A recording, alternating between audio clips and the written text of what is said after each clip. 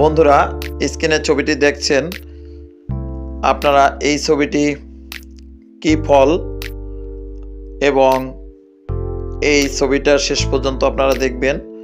আপনারা দেখছেন আমরা একটু মার্কার থেকে ড্রয়িংটি একটু সুন্দরভাবে ফুটিয়ে নিচ্ছি, কারণ মার্কার থেকে একটু ড্রয়িংটি স্পষ্ট করে নিলে সেক্ষেত্রে রং করতে আপনার একটু সুবিধা হয়, বিশেষ করে প্যাস্টেল রঙগুলো আরও বেশি সুবিধা হয়।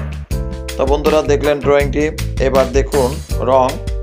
তা রং বন্ধুরা, এই ফলটি কাঁচা যখন থাকে তখন সবুজ, বেশিটা সবুজ সবুজ থাকে, যখনই আপনার পেকে আসে তখনই তার ভাবটা কিছুটা পরিবর্তন হয়।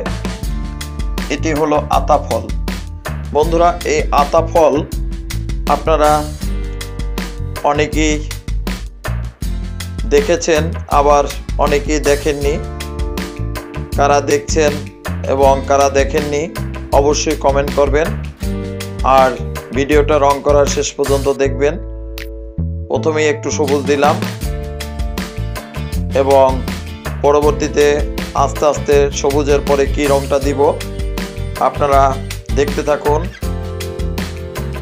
আমরা সবুজের সাথে একটু হালকা একটু শ্যাওলা কালার দিচ্ছি, মানে সবুজ এবং হালকা সবুজের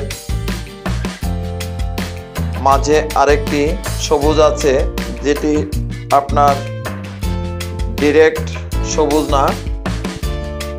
দেখুন এখন একটু বাদামি কালার দিচ্ছি, যেখানে খয়েরি দিয়েছিলাম, অর্থাৎ ফলটি পেকে আসছে এমনটা বোঝাবার জন্য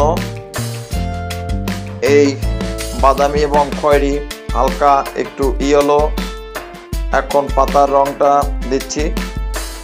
বন্ধুরা কেমন লাগলো জানাবেন। সকলকে ধন্যবাদ ভিডিওটা শেষ পর্যন্ত দেখার জন্য। শেয়ার করবেন ভিডিওটা।